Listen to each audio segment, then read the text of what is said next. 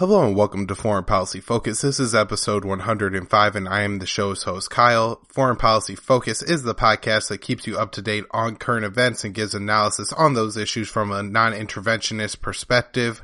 The issue I'm going to be tackling today is the new policy from Donald Trump on Iran and dealing with the Iranian nuclear deal. So for those of you who will be interested in this issue or have friends who will be interested in this issue, please help me get the show out to new listeners by sharing the show. The best places to do this are by going to libertarianinstitute.org, and the show is featured on the homepage there, or by going to foreignpolicyfocus.libsyn.com or the Facebook page Kyle's Files. So we get Trump's speech. It comes out Friday afternoon. I think he was actually giving the speech while I recorded my podcast. I had speculated that Trump actually would not leave the Iran nuclear deal, and we kind of got that. As you'll see as I get towards the end of this episode, when Trump actually makes his announcement on the Iranian nuclear deal, we get this kind of half measure or half step. But up until that point, and really the whole speech in general, was very, very ugly.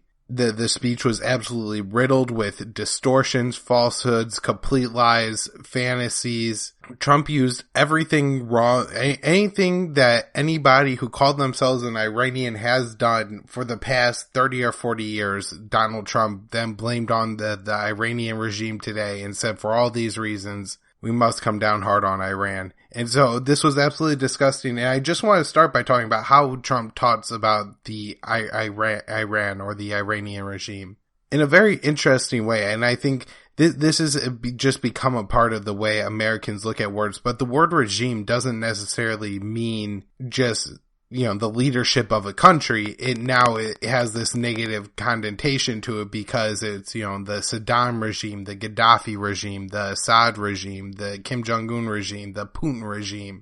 But when we're talking about countries that the American people have less, problematic or less fear towards, when it's the UK or Germany, we never refer to it as the Merkel regime in Germany. It's just the German government or Germany, and the same with UK, France, Spain, Mexico, Canada, even countries where America, is more ambiguous towards. If you look at the Philippines, sometimes Duterte incurs the wrath and gets the Duterte regime. Erdogan's another one who sometimes incurs the wrath. But we rarely get, them talking about the House Saud regime in Saudi Arabia or the Emiratis regime. But countries like China typically, get a pretty decent pass, and they're just the Chinese government. It's not the Z regime, or in India, the Modi regime.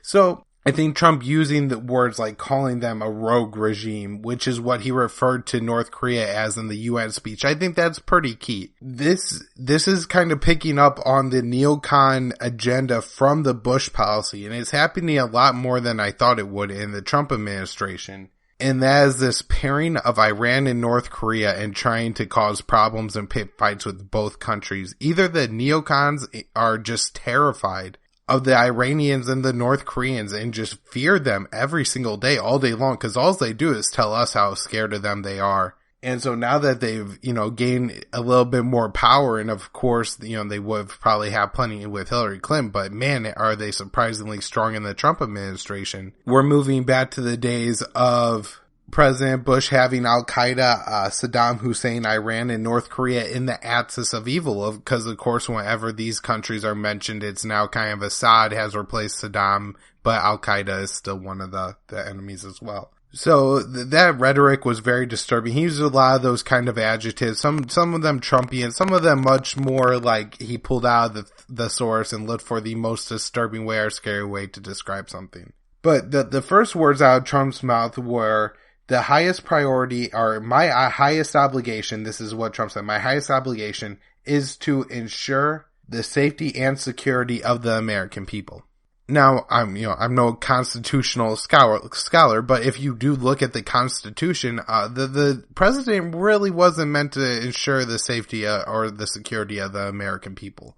No doubt that the president is commander-in-chief of the army and, of the military under the Constitution, and if Congress should so do so, they could vote to give him the power to use that military to carry out war. However, on any given Sunday, it's not Trump's given duty in life to make sure that every American is being safe and secure. If this is really what the presidency is about, then this could lead to any kind of terrible policies. I mean, if the main, concern of Donald Trump is safety and security, well, forget privacy and freedoms and the ability to choose. If all we're, care about is, security, then every single house needs to be built strong enough to, withstand earthquakes, hurricanes, tornadoes, and everything else. And every single data record needs to be compiled and put together. That way, just in case one day anybody ever commits a crime, we could go back and check who ever was associated with that person in the past and make sure nobody ever gets away with committing crimes. And and this will also mean, and this is essentially, it's used in the context of America's foreign policy today, and that is we get a pointed gun to the head of every other country and say, if you don't comply or if you in any way have the ability to threaten America today, we will shoot you. And this is, kind of seen with Saddam and Gaddafi and how the treatment in North Korea and Iran, that these are the countries that say, we're really not in line with the American way of thinking as the rest of the world is, and we're kind of going to stand up to you. And the United States is constantly threatening these countries. Trump then says that history shows the longer we ignore a threat, the bigger the problem becomes. This is the most nonsensical thing. I don't get it. Trump just asserts that the longer you let something go, or if you ignore something, that the problem's not necessarily going to become bigger. I mean, some things just work, each other out. If two people are really mad at each other, the best thing to do, just take it some time apart, and then people get done being mad, and, you move on with your life. And so for Trump to just blindly assert that because every single time, every threat always becomes worse whenever you don't do anything about it, the United States has to do something about it. And of course, all the premises in this argument are absolutely false. I mean, if you look at it, the United States is not doing nothing and has not been. The United States has been sanctioning Iran ever since, the Iranian Revolution in 79. And so to pretend like the United States hasn't done anything against the Iranians and the Iranians have just been doing whatever they wanted forever, it is completely absurd. And also that the United States has some kind of problem with Iran. Iran is not pursuing nuclear weapons. Gareth Porter is the ultimate and best debunker of this. I'll try to link to maybe his book or an article or an interview that I think is particularly good in the show notes page, but at the very least since 2003, when the United States killed Saddam Hussein for Iran, Iran has in no way been producing nuclear weapons.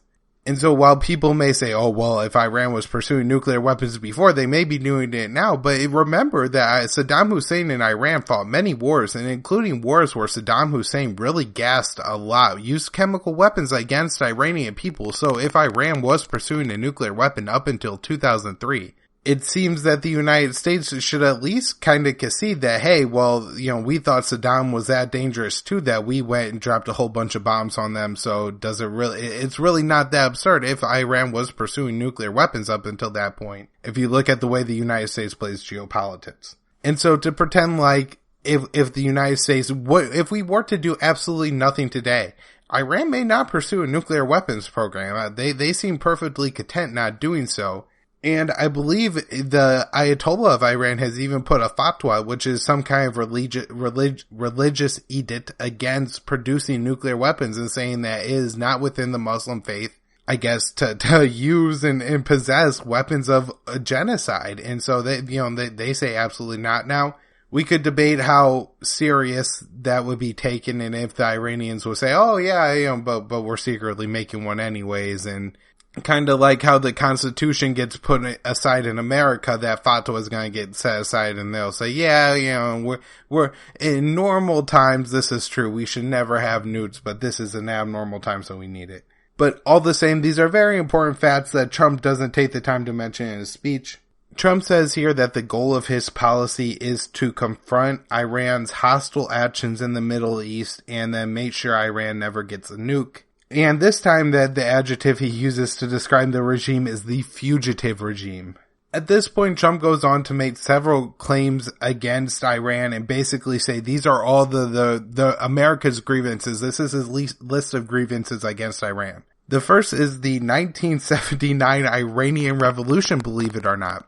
Now, I don't know a whole lot about the Iranian Revolution, but I do know enough to understand that it was somewhat of a popular uprising against the Shah that was put in place and supported by the United States. I believe it was in the 1950s, I believe 1953, that America installed the Shah using a CIA coup that's well known.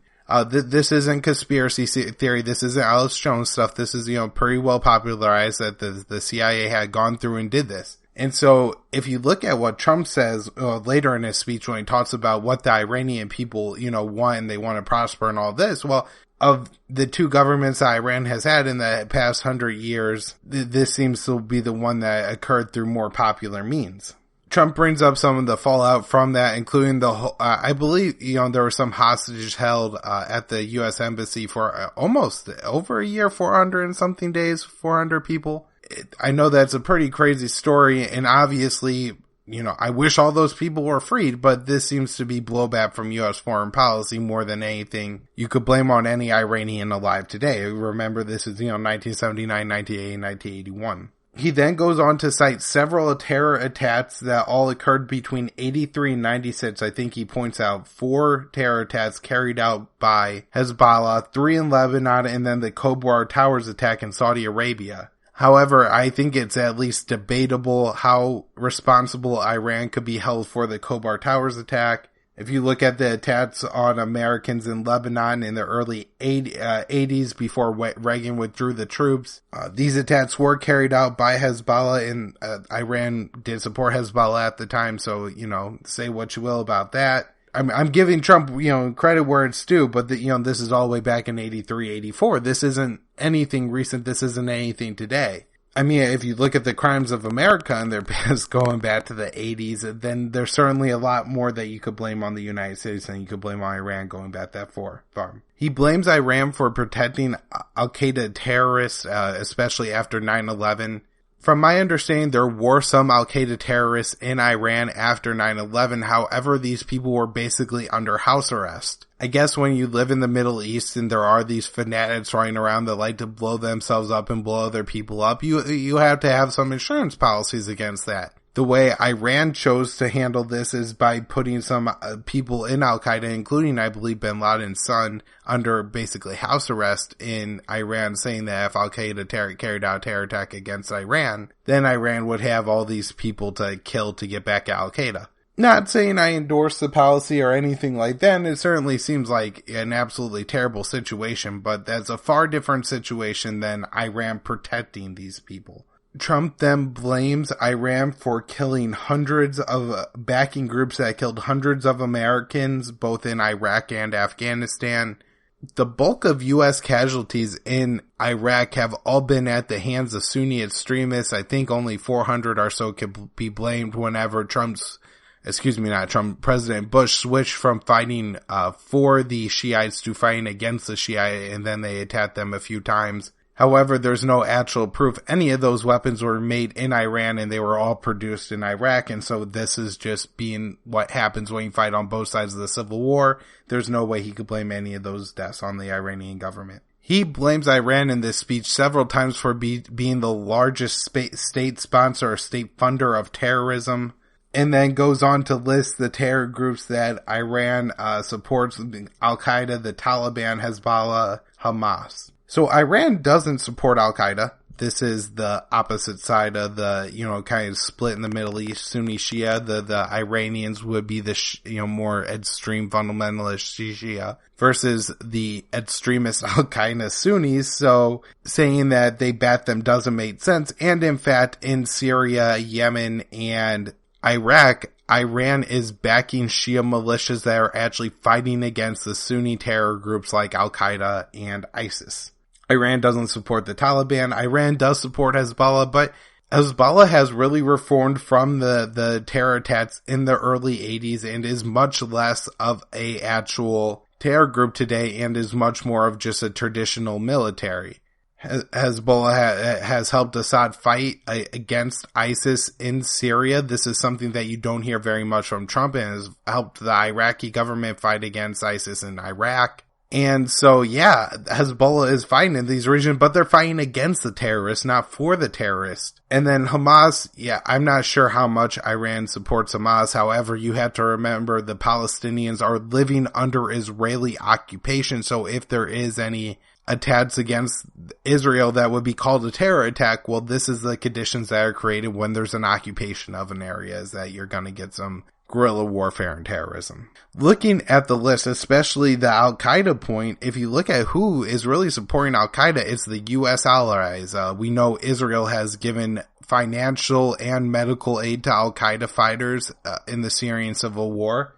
Saudi Arabia has poured weapons, including man-pads and TOW anti-tank missiles, into the hands of Syrian rebels. The Emiratis, the Kuwaitis, both have given weapons to the Syrian rebels and have also fought on the side of Al-Qaeda in the civil war in Yemen. He goes on to blame the Iranians for harassing U.S. ships and other ships in the what he calls Arabian Gulf. The Arabian Gulf is what the rest of the world calls the Persian Gulf, which is called that because Iran is Persia and the Gulf is on the border with Persia. This is something, I'm not sure if it's like maybe U.S. policy or it's just, happens every once in a while that they'll use Arabian Gulf instead of Persian Gulf. But I'm sure if anything, this really tits off some of the more Iranian fundamentalist hardliners and just says, oh, look there, Trump has a secret global plan to wipe out all the Shias and help the Sunnis. And I'm sure it's just fodder for the hardliners in Iran to use against the United States. And it's dishonest because if you say Persian Gulf, then, maybe there's a couple history buffs watching that go, oh, Persian Gulf, isn't Iran Persia? So why are American ships being harassed in the Persian Gulf? Of course, if you look at who harasses ships in the Persian Gulf, the United States, which is just pretty much on the other side of the world, is constantly flying its planes and destroyers and aircraft carriers all over the Gulf there. And in fact, we once had some U.S. Sailors float into Iranian waters from Bahrain. So it seems unbelievably hypocritical that the United States could say, look what Iran is doing in the Persian Gulf. He blames Iran for cyber attacks with no citation. He points out Iranian ballistic missile program. The Iranian ballistic missile program does exist, and I think they have given some of those weapons to Bashar al-Assad, although I haven't seen any conclusive proof of that, but they really don't deny it when the other side accuses them of it, so that could be something there. That being said, if Iran is developing ballistic missiles, and Trump points out, look, there's hundreds of thousands of America in the range of these ballistic missiles. Well, it's not because the missiles can hit America on the opposite side of the world. It's because there's a bunch of Americans around Iran. The missiles program really isn't that big of a deal. It's only a threat maybe to U.S. proxy forces like Saudi Arabia, the Emiratis, the Qataris, or the Israelis. And then he blames Iran on oppressing its own citizens. Iran absolutely does this. Really wouldn't like to be a citizen of Iran. However, it's not incumbent on the President of the United States to try to help the Iranians create the government they want at home. And in fact, I've often argued that the United States hating and picking on these countries only probably strengthens the nationalism within those countries. It gives the leaders an excuse to say, yeah, we're kind of terrible, but, look, the Americans will kill you if we're not here, so you gotta support us. And then Trump blames Iran for fueling sectarian violence around the Middle East, including Iran, Syria, and Yemen, where I've all broken down on those wars, how in Syria, Iran is fighting on the side of the government against the jihadists, while Saudi Arabia, the UAE, and Qatar are all supporting the terrorists there. In Iraq, Iran is fighting on the side of America, on the American side, against ISIS. And in Yemen, Iran has provided little to no support for the Houthi rebels, who are currently under blockade and are having bombs dropped on them by the Saudi military and Saudi Air Force that's backed by the United States and just slaughtering civilians in Yemen. And so that's basically Trump's list of grievances here against Iran. As I point out, any real grievance goes way back to the 80s and it's only really through Hezbollah anyways. Trump doesn't present any real proof that, look, here's the Iranian army marching across borders and helping terrorists fight anywhere, because it actually hasn't happened. Trump then makes this claim that the world had all these sanctions on Iran because Iran was so dangerous, and then Obama lifted the sanctions just before the regime collapsed. Of course, this wasn't going to happen. There wasn't any proof of it at all. Trump just makes up this story. This is, I'm guessing, complete fiction. Trump then insults the deal itself, calling it the worst and most one-sided deal of one time. Of course, this is one-sided for the Americans. The Iranians are already willing to be part of the non-proliferation treaty, which requires that Iran not get nuclear weapons and takes inspections from the IAEA in order to have a civilian nuclear program. However, this is never mentioned.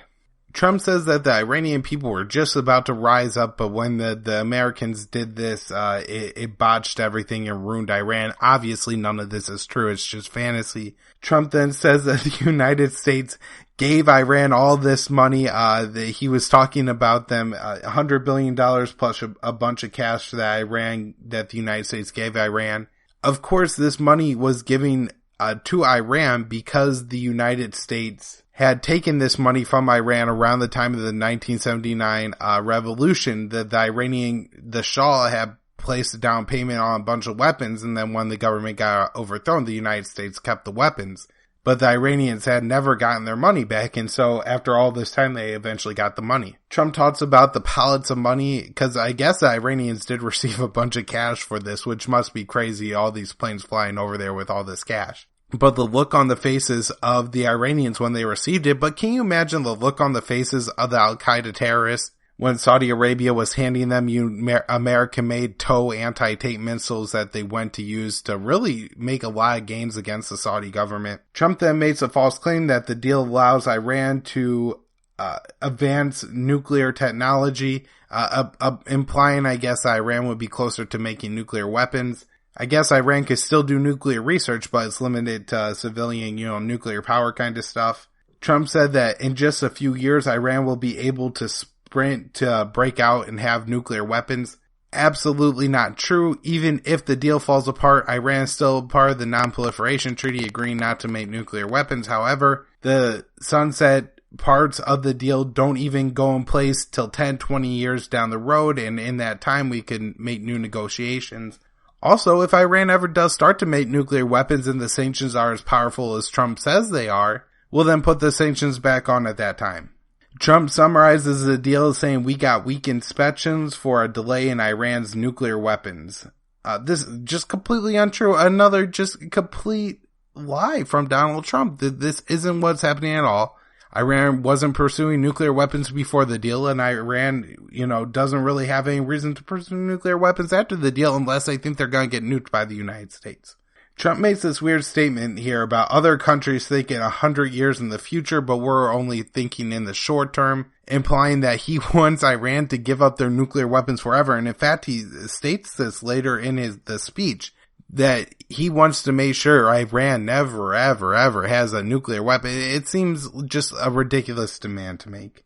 Trump then says Iran had violated the deal by exceeding the amount of heavy water Iran is allowed to have. Some of Iran's nuclear reactors for their civilian energy program produce heavy water. Heavy water is a very valuable tool, and I believe is actually used to make a lot of the anti-cancer medications. Iran usually used to make that medication themselves. However, now Iran isn't allowed to have that many centrifuges, so they can't do it. Therefore, they sell the heavy water. I guess there's not a lot of countries that are actually able to sell the heavy water, so it's kind of a profitable thing for Iran to do, but they're only allowed to have 130 cubic tons or something like that, metric tons of the heavy water. A couple times Iran had violated that, but then got into compliance immediately by offloading that heavy water to Russia. And I think at one point in time, it was really just a matter of logistics. They had the sale lined up, the trucks were on the way, but the heavy water,